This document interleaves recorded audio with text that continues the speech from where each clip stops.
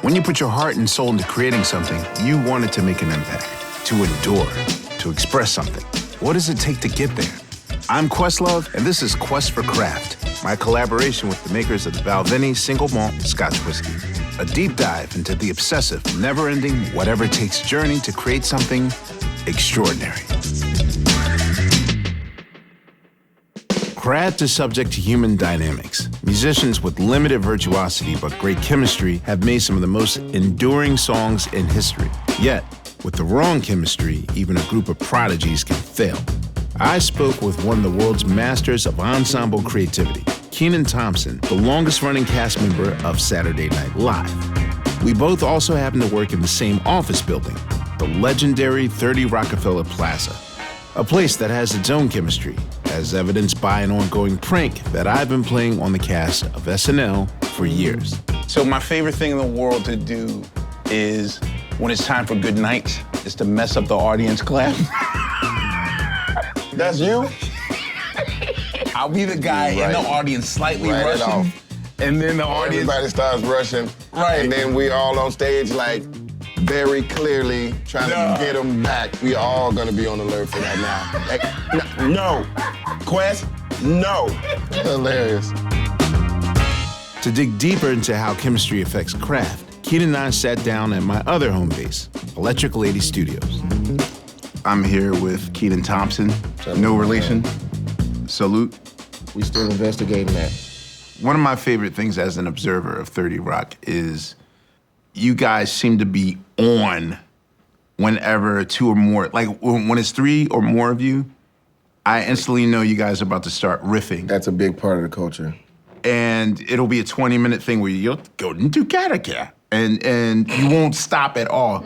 And I don't even mean on the camera. I'm just mean like in the hallway when you're in the bathroom. And because it's a constant earning of respect of someone that you respect kind of thing. But is it also a thing where you have to look both ways before you cross the street? What if you're having a bad day and you don't feel like riffing, you know? Yeah, I tend to like just do the back hallway thing instead of the main hallway. Oh, you...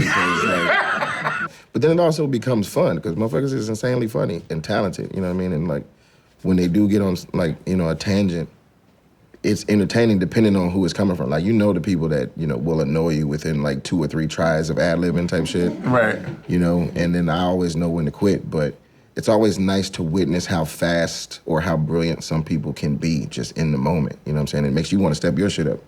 So when there's a refresh period at SNL and you're going to get a slew of new cast members, how easy is it to adjust to what their nuances are, or, you know? I think it depends on the person, you know what I'm saying? Like, most people come in and they either fit the mold or they're trying to do too much or too little, basically. It's usually pretty obvious, those that are like getting along with people but also impressing people with, you know, their sense of humor or whatever, or how clever they might be or how quirky or different they might be, but it still fits into the show and it helps the show along because, you know, the writers, they have a tough responsibility every single week, you know what I'm saying? So anybody that makes that easier, I would assume is, you know, kind of more welcomed into the fold a lot quicker than somebody that's just like, oh, I'm weird, but I'm also difficult, and like, nobody has time for that shit. Who would you say was your strongest mentor at 30 Rock U? Lauren. Like, Lauren is like very hands-on. So he knows his comedy? And yeah, because sometimes I think he's just trying to flex, like when he's doing the commercial thing, like just walking the floor. Yeah, it's both. Like, he has this weird Jedi mind trick, like, you know this should go well, right? Okay, good luck out there. And it's like, oh, shit. Like, has this not been going well all this time? Is that what you're saying? Like, is my shit lame? Is it too late? Like, it's about to go like live. Live, nationally televised sketch comedy. Certainly a high-stakes situation where good chemistry is critical. But what about space travel? It doesn't get much higher stakes than that. Leland Melvin, an engineer, former football player, and astronaut, got the chance to see firsthand how chemistry is perhaps the most vital element for exploring the universe. As you hear the 3, 2, 1 liftoff, 1 million pounds of fuel is going through rockets, taking you to 17,500 miles per hour. Just the chemistry of those hydrogen and liquid oxygen working together, solid rocket booster fuel working together, and then a crew of people doing all the right things in sequence, like a symphony, to get to space in 8.5 minutes safely. I mean, talking about chemistry, man. I was in charge of all the robotics on both of my missions. And on the end of the arm, we have an astronaut in a EVA suit, extravehicular activity suit, doing operations on the space station. Bad chemistry doing spacewalks and with robotics is that you're not effectively communicating. And 4-foot starboard turns into 4-foot port, and it's game over for that person. But when we trained, we were so good at communicating. Instead of him saying, take me 5 feet port, 7 feet starboard, he would just say, bro, take me where I need to go. You know what I need. I think the thing to put together the best crew with the right chemistry is to where everyone is confident in the things that they do. And the commander allows people to do their thing without too much oversight. Having that ability to trust in someone and let them have their creative exploration to solve the problems and work together as one big family and one big team. The most incredible insight is the perspective shift when you look out the window as you go around the planet every 90 minutes. Because we're looking back at all of humanity that was, is, and will be on planet Earth. But you're doing it from such a beautiful perch in a tranquil place that sees nothing but beauty. So I think all astronauts really get that piece, which helps them on their next mission or with their family, with the community, you know, with the universe. And that's huge.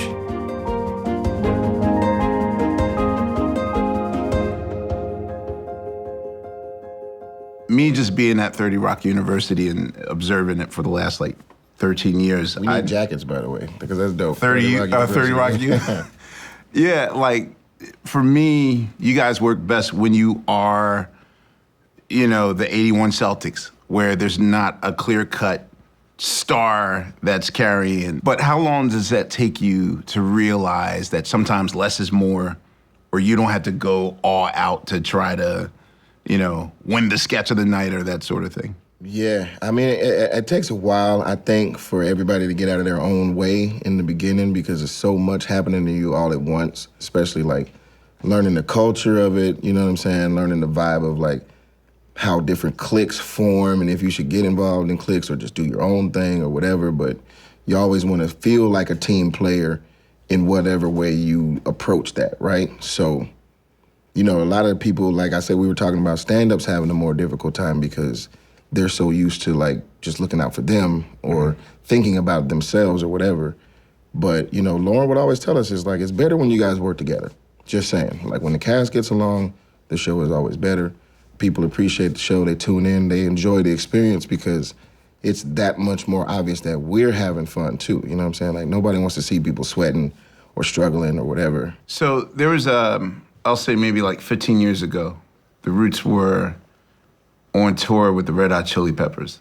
And I would notice that every 4 songs, the guys would gather in a circle on stage in front of, their 80,000, 100,000. And they sort of have a football huddle thing, one team. So by the first week, I go up to Flea. I was like, yo, what are you guys doing exactly? And he's like, yo, man, we're just a bunch of 13-year-olds from East Los Angeles expressing our gratitude. And we're just happy to be here, man. We're just so blessed. We just wanted to take 2 minutes out just to be like, yo, man, we made it. So then I went on the Roots tour bus to tell my manager. And he says, oh, yeah, that makes sense because, they actually like each other. And I was like, well, as opposed to what? And he's like, come on, man. Your tour bus is Gryffindor, Teresa Slytherin, y'all only show up at the tail end of the sound check. Y'all don't talk to each other. Y'all don't spend the night at each other's houses like y'all used to. Y'all stop being friends. This is just a business now. And that that was such an earworm moment because I was like, damn, we aren't friends anymore. So then I became more hyper aware to start having activities that have nothing to do with the business of the Roots. Mm-hmm. For you, at least, do you guys do anything together that has nothing to do with SNL? It'll always be comedic minds together, you know what I'm saying, usually. Like, I remember Sandberg put this screening together of Beowulf one time, and it was like 40 comedians tearing the shit out of that movie. Like, everybody like was genuinely excited to go as a fan, but when it's a room full of comics and they're sitting there like, motherfuckers is gonna start commenting, and it just had a lot of holes, basically, so they ripped the shit out of it, and it was the funniest experience of going to the movies I've ever done, because you go with a bunch of friends, like, there'll be one or two of us, you know, in there, but it won't be a theater full of motherfuckers, like, and every time somebody said something, it was brilliant, you know what I'm saying? Like, Right. So shit like that is always fun, or like going to the games and stuff like that. Yeah, a lot of people try to kick it outside of work because it just makes your work relationship better, I think. Right. So you're a recipient of the much coveted Yankees tickets? Oh yeah, I've been a few times, and Do you go to actually watch the games, or is it all about the free bar, the seafood bar? It's both. Yeah. I try to show up early. You know, them crab legs be on deck. You know what I'm saying? Like, goddamn, they got crab legs at a baseball game. Right. Like, that's crazy. I'm not in baseball at all, but I will go there for the crab legs, come out for the 7th inning stretch, It and ain't then like go back. crab legs. It's like crab legs. Yes, So the you size of my thigh. Right, Yes, I gotta have how many? As many as I want? That's crazy. All right, I'll be back. Pile that shit up. Game starts in like 2 hours. Like, you so early, sir. I'm like, yeah, I know, but you know, Crab don't mind- legs. Don't mind me. So what role does ensemble and chemistry play in crafting whiskey? The scientific chemistry behind the Balvenie is insanely narrow. A single malt Scotch must be made in Scotland in a single distillery, be made only with malted barley, and can be aged only in oak. It's the human chemistry that makes all the difference. The Balvenie is made by a handful of craftspeople who began as apprentices and have worked with each other for decades. Unlike most distilleries, they insist on doing everything in-house together. Dennis the coppersmith tends to the stills, Robbie the malt man malts the barley, and Ian, the head cooper, maintains the barrels used to age the whiskey. These guys practically know each other's thoughts. Malt master David Stewart and his apprentice Kelsey have built a common vocabulary over the years. This lets them innovate where others merely execute. Like members of a repertory company, their experience as a collective lets them take chances, explore, and create original works of whiskey. If comedy were a band, what instrument do you think that you play as far as the band ensembles is concerned?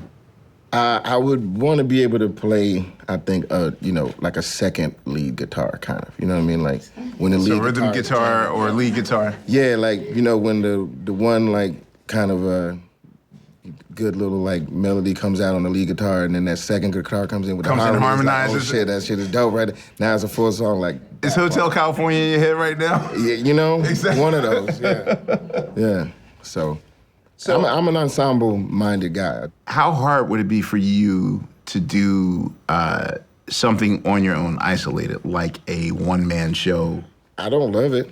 You know what I'm saying? Like, I'm You're better. You feel like you're better when you're supplementing or complimenting. Yeah, I'm very mellow, you know what I'm saying? So, like, my personal kind of attitude basically is not what people see on TV. So if there's any version of just me being on stage, it doesn't work, you know what I'm saying? Like, I have to get to a point where everybody's, you know, kind of waiting for when they see me because they're used to a joke coming or a high energy moment kind of coming.